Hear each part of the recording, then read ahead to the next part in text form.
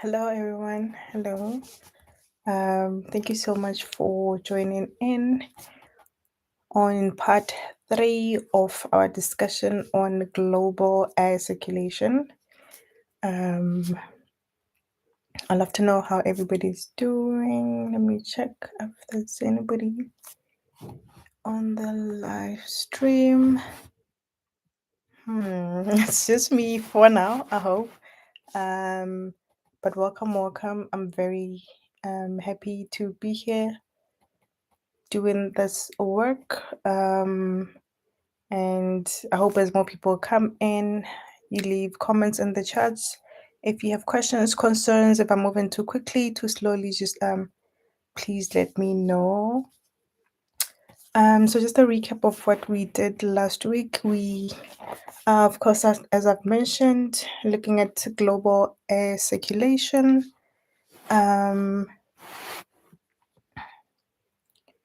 Last week we looked at a response to how global air circulation is caused by unequal heating of the atmosphere. We looked at world pressure belts, tricellular circulation, and between air temperature, pressure, and wind.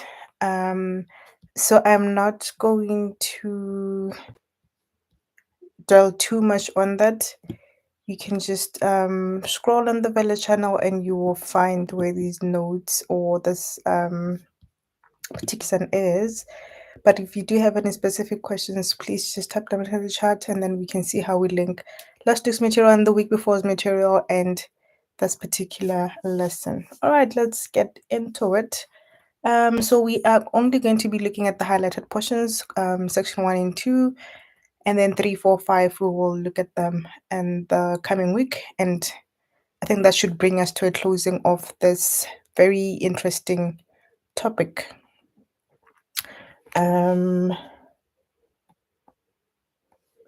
So the main aim of the session for today is to help with strengthening your knowledge and understanding and interpretation of global air circulation, with specific reference to the highlighted portions, pressure gradient, Coriolis force, and geostrophic flow. Such a big word, right? And then we'll see how winds that are related to global air circulation, namely westerlies, tropical easterlies, and polar easterlies, what they are and the characteristics and where they're found.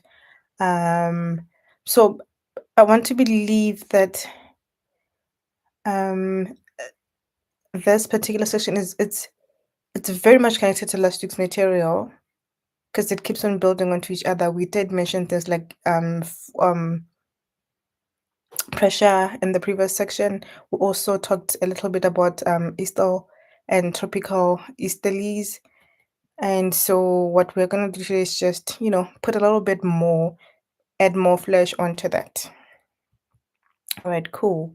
So most of the material that I'm using in this particular lesson comes from an online source, the Western Cape Education Portal.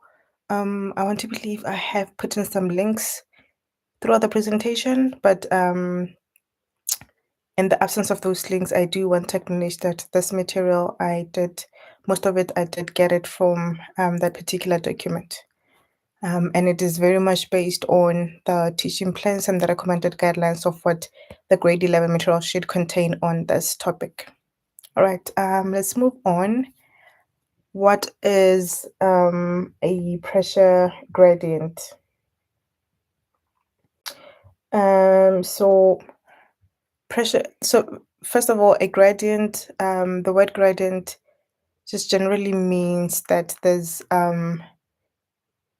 differences. So there's a difference. So a thing, if there's a color gradient, maybe let's say it's an orange, a portion of it would be a lighter orange, and then as you move towards a certain direction, the orange would get more concentrated and more concentrated. So you get different variations of something. So what a pressure gradient is the difference in air pressure between 2 points over a horizontal surface. All right. Um, it impacts wind such that because air flows from areas of high pressure to areas of low pressure, and then the steeper the gradient, the stronger the wind. Basically, when the difference between low and high pressure is great, that is the gradient, the wind becomes stronger. And then if the difference between an area of low pressure and an area of high pressure is not too big, the wind is more gentle. All right. So in addition to pressure gradient, we also have what we call a pressure gradient force. And it is the force exerted by the pressure gradient on air, causing it to move from high to low pressure. So it's sort of like what pushes the air, or what, yeah, the mechanism that drives the air movement from high to low pressure. All right. Um, so the image on the right corner there shows how air travels through the look at the arrows, the gray arrows. PGF, it's pressure gradient force.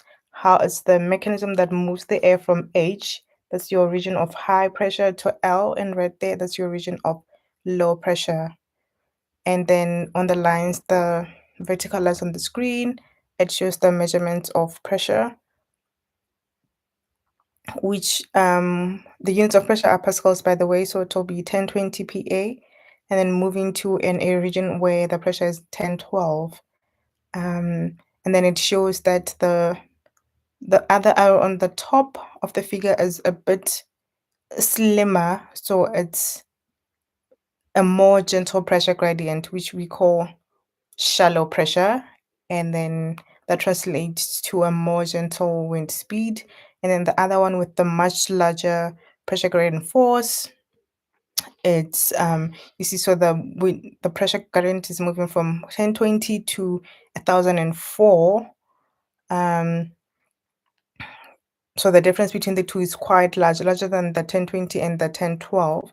So the pressure gradient force there is so much bigger, and the gradient is steeper, right? Okay, moving on. So we need to, you will get, oh my goodness, maps.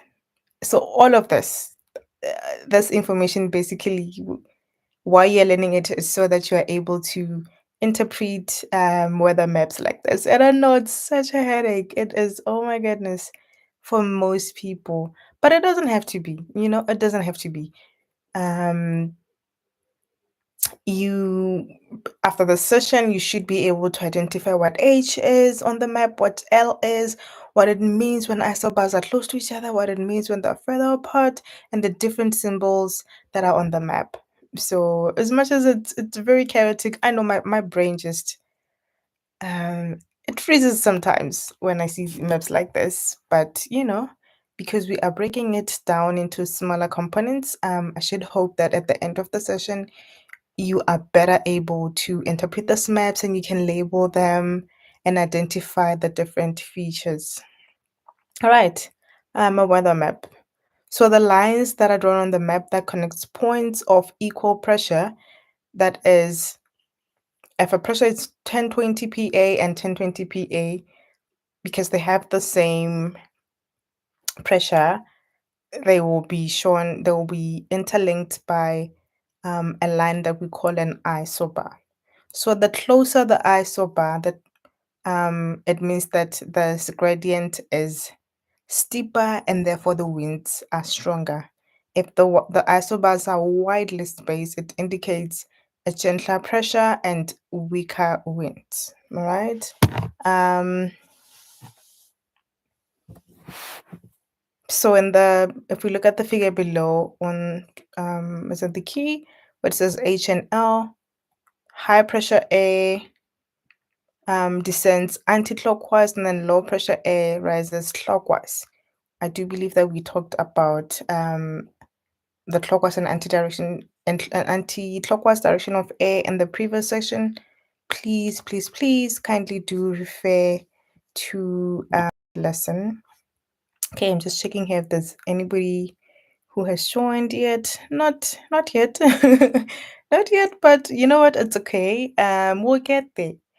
Um, but because if you weren't able to join in yet, then you then watch this as a pre-recorded session. Um, we have people keeping an eye out on the channel and on the different videos, so you can still ask a question later, and we will make sure that we do in fact get back to you in the comment section. All right.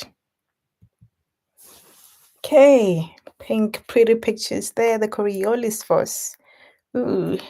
So the Coriolis force is a force that deflects wind, so all surface wind in the northern hemisphere and in the southern hemisphere. So to deflect basically is to make something change its direction or to bend or to curve. So in the northern hemisphere, this force bends things to the right, and then in the southern hemisphere, it bends them to the left. Um, I'm saying wind. It. This effect is on wind here because that's what we're focusing on, global air circulation. But do keep in mind that this force does affect all other things, including people. All right. Um, so we have there on the map with the pretty green and blue, showing that the dotted the dotted lines and solid lines. So the dotted ones are the initial starting direction of the wind. It's moving in a straight line. But because of the Coriolis force, which I just explained, it makes them curve or bend in certain directions depending on whether they're on the northern hemisphere or in the southern hemisphere. So have a couple look at the map there. You see in the southern hemisphere, the wind there it is. It's in its starting original position, going um upwards in a straight line, and then it begins to bend leftwards, to the left in the southern hemisphere. Same thing is happening to the wind in the northern hemisphere. Excuse me. I do have flu, so my voice probably is a bit husky, and I will keep doing this. I hope it's not too annoying for you. The Coriolis force comes about because of the Earth's rotation. Remember, we talked about how the Earth tilts on its axis and it moves around the sun. In the very first part of this topic in week one, right? So this is the third session. So you do have, if you're joining in now, you can still go back and listen to the two other previous sessions on global air circulation. We're just trying to break it down to small little components, small little components so that it's easier for you to follow and understand. And we don't overload you with a lot of material at the same time. All right. So the Coriolis force acts perpendicular to the direction of the motion of the object. That's what's being shown in the figure with the blue H and the pink L thing there. So perpendicular just means that 90 degrees. So the relationship between Coriolis force, and so that's why things bend. Yeah. So that's why things end up bending. It's not parallel to, because the pressure gradient force PGF will be directing something or driving it in a certain direction, and then the Coriolis force bends it. So for that to happen, definitely it has to be at a different angle, different from the pressure gradient force, and we note here that that's a 90-degree angle, or we can say perpendicular. And then its magnitude increases with the speed of the object and the latitude it moves. And it is zero at the equator and increases towards the poles. All right. Geostrophic flow. Oh, yay! I got the word. Such a big word, but I did say it right. Geostrophic flow. So what this is it's an upper wind that blows parallel to the isobars at right angles to the pressure gradient under the balanced forces of the pressure gradient and the Coriolis force. So we talked about isobars, lines on the cyanotic map that join together areas of the same pressure. So it says that the geostrophic flow blows, it's an upper wind that blows parallel to the isobars. So it moves in the same direction on the same pattern as the isobars, right? But perpendicular to the pressure gradient and the balance force of the Coriolis force. So above 600 meters where friction is less, these winds will blow nearly parallel to the isobars. And near the Earth's surface, friction causes winds to blow more diagonally across the isobars. All right. And this is what this diagram is trying to illustrate here. So how does this work? The air at high pressure moves towards the air at A, which is a certain point, which is a high pressure, moves towards C, which is a point of a little bit lower pressure at right angles to the isobars because of the pressure gradient force. As soon as the air begins to move, it is affected by the Coriolis force, right? And the wind is deflected to the left in the southern hemisphere. So it doesn't keep on the straight line. See how the bends there. Cool. By the time the wind gets to point B, the pressure gradient force and the Coriolis force are in balance, they're in equilibrium, and both forces are equally strong. The wind is not blowing parallel to the is now blowing parallel to the isobars and is called geostatic wind and with a constant wind direction. So the trajectory or the path of the wind is starting point at a high pressure, then the pressure decline, it goes towards the low pressure point, and then it starts to bend because of the action of the Coriolis force, which we just learned about. And then at a certain point, the Coriolis force and the pressure gradient force are are balanced, and they affect the wind at equal proportions. The wind then becomes parallel, blows parallel to the isobars, and has a constant wind direction. I really hope that this is clear. So winds, what are the winds that are related to global air circulation? With tropical easterlies, which we also called trade winds. We have westerlies and polar easterlies. The tropical easterlies are found between minus or plus 5 and 30 degrees north and south. They blow from the subtropical higher pressure areas at the equatorial low pressure trough. I think I can leave you guys to have a look at this table yourselves. There isn't really much to add here or that I can explain in different terms. There's exactly what you need to know and how you need to know it.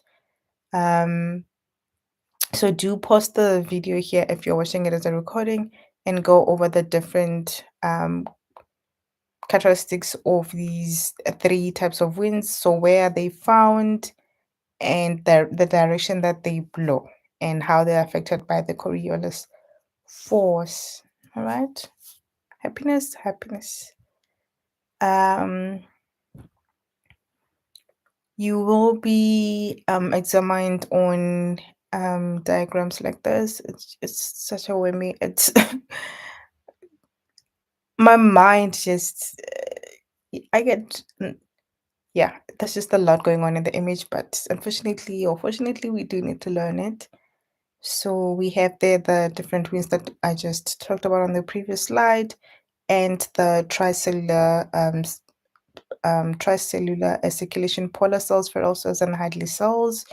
And we did talk about this last week that there's two sets, three in the northern hemisphere and three in the southern hemisphere. And then you see there which type of winds are associated with which type of pressure, which type of belt. So the polar cells are associated with polar easterlies, excuse me, the feral cell with southern easterlies, and the Hadley cells with um, tropical northeasterlies.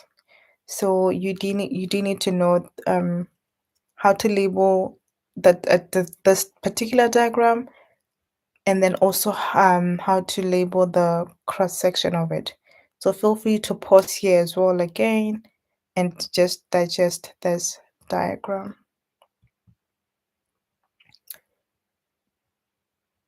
So this is just a breakdown of the different characteristics or weather that is brought about by the different winds. Pause here again and have a look.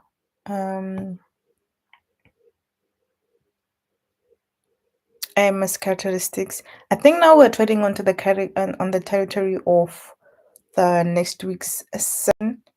So I should stop here, and you guys now have a chance to just go over the diagrams and the tables, and then we'll pick up from here next week where we look at air masses and phone winds and monsoons. Thank you so much for having a look at this material. Please comment with questions, your concerns. If you want to give us a thumbs up, please do so. Follow the channel and subscribe so that you are alerted when we post new material. It's always a pleasure to be here, and I'm really hoping that next time people jump into the live session and we can have we can have an interactive um, session. Until next time, have a good one.